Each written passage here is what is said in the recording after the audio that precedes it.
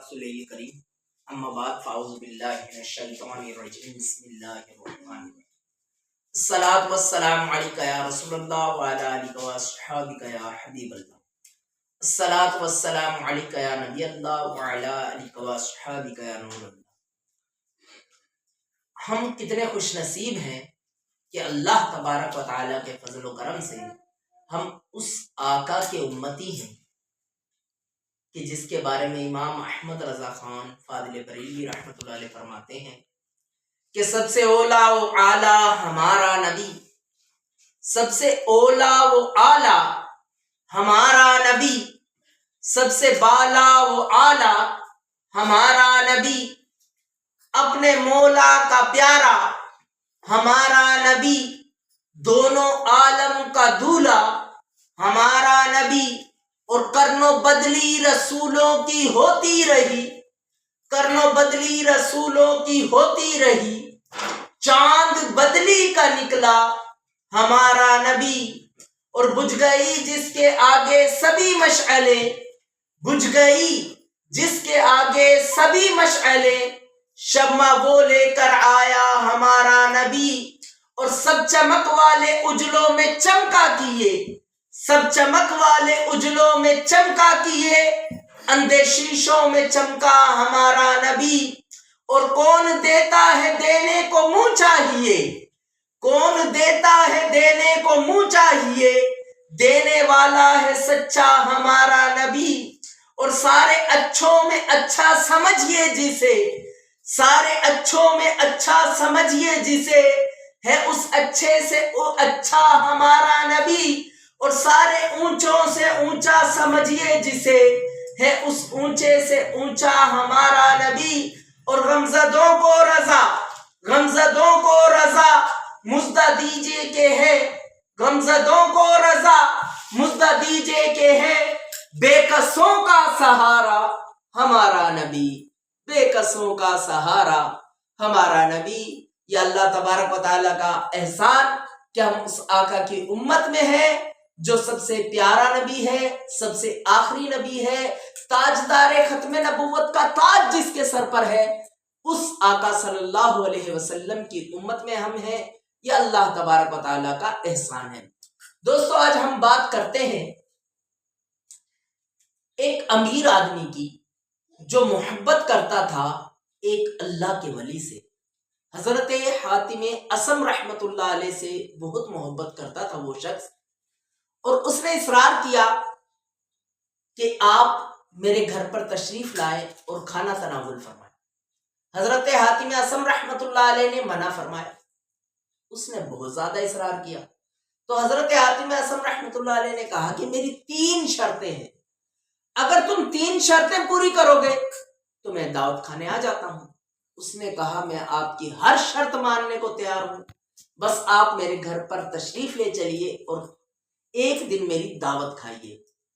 حضرت حاتم اصم رحمت اللہ علیہ نے اپنی 3 شرطیں بیان فرمائی۔ پہلی شرط آپ نے فرمایا جہاں چاہوں گا وہیں بیٹھوں گا۔ دوسری شرط آپ نے فرمایا جو چاہوں گا وہی کھاؤں گا۔ تیسری شرط آپ نے فرمایا جو کہوں گا وہ کرنا پڑے گا۔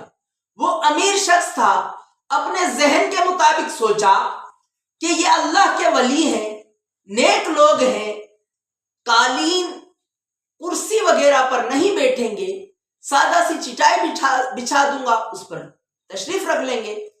دوسری بات، اس امیر شخص نے سوچا یہ اللہ کے ولی ہیں، نیک لوگ ہیں، نیک لوگ مرغ مسلم سے دور رہتے ہیں، ان کے لیے سادہ سا کھانا بنا دوں گا۔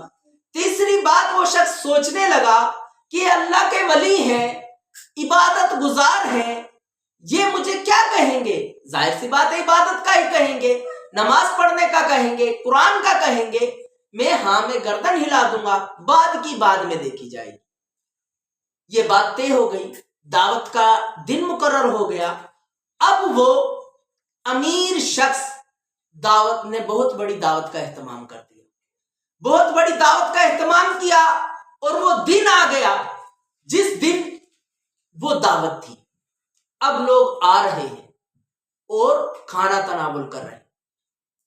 اتنے میں حضرت حاتم اصم رحمت اللہ علیہ تشریف لائے، اور جہاں لوگوں نے اپنی چپلیں نکالی ہوئی تھی آپ وہیں پر بیٹھ گئے ان کی چپلوں پر، کیونکہ شرط تھی جہاں چاہوں گا وہیں بیٹھوں گا، امیر شخص کچھ نہ کر سکا۔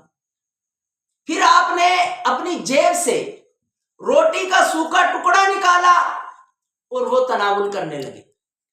لوگ حیرت سے تک رہے ہیں، یہ کیا ہو رہا ہے؟ جس کے لیے اتنی بڑی دعوت کا اہتمام کیا وہ جوتوں پر بیٹھا ہے، جس کے لیے اتنے بڑا اہتمام کیا وہ اپنی جیب سے روٹی کا سوکھا ٹکڑا نکال کر کھا رہا ہے۔ پھر حضرت حاتم اصم رحمت اللہ علیہ نے فرمایا ایک انگیٹھی لائی جائے۔ انگیٹھی لائی گئی، اس پہ توا رکھا گیا، آپ نے اس کے اندر آگ بھڑکانے کا کہا۔ جب آگ زیادہ بھڑکی توا جل جل کر کوئلہ ہو گیا، لال ہو گیا، سرخ ہو گیا۔ پھر آپ ننگے پاؤں اس پر کھڑے ہو گئے اور ارشاد فرمایا لوگوں آج میں نے روٹی کا آدھا سوکھا ٹکڑا کھایا ہے، اس کا حساب میں اس توے پر کھڑے ہو کر دے رہا ہوں۔ اب جس نے جو جو کھایا ہے وہ باری باری سر آئے اور اپنا اپنا حساب دے۔ لوگوں کی چیخیں نکل گئی، عرض کرنے لگے علی جا آپ تو اللہ کے ولی ہیں، آپ کی یہ کرامت ہے، آپ دہکتی ہوئی آگ پر کھڑے ہو گئے، آگ نے آپ کا کچھ نہ بگاڑا، لیکن ہم گناہگار لوگ ہیں، ہم میں وہ کرامتیں نہیں، ہم اس توے پر نہیں کھڑے ہو سکتے۔ آپ رحمت اللہ علیہ نے فرمایا لوگوں یاد کرو وہ دن جب ہم مرد کے مٹی میں مل جائیں گے، سورج سوا نیزے پر رہ کر آگ برسا رہا ہوگا، تانبے کی دہکتی ہوئی زمین پر ہمیں کھڑا کر دیا جائے گا، اس دن ہمارے اندر کون سی کرامت آ جائے گی؟ تو آج توبہ کیجئے اور اپنی آئندہ کی پلاننگ کیجئے۔ ہم بھی غور کریں، جیسے لوگوں کی چیخیں نکلی تھی کیا ہم بھی اپنے کھائے پیے کا جو اللہ تبارک و تعالیٰ نے ہمیں نعمتیں دی ہیں ان کا حساب دے سکتے ہیں؟ حضرت مولانا روم رحمت اللہ علیہ فرماتے ہیں کہ ایک دیہاتی شخص تھا، اس کو مل گیا ایک ہیرا۔ اب دیہاتی کو ہیرا ملا، وہ گیا سنار کے پاس، عرض کرنے لگا کہ یہ ہیرا لے لو، جتنے کا ہے مجھے رقم دے دو۔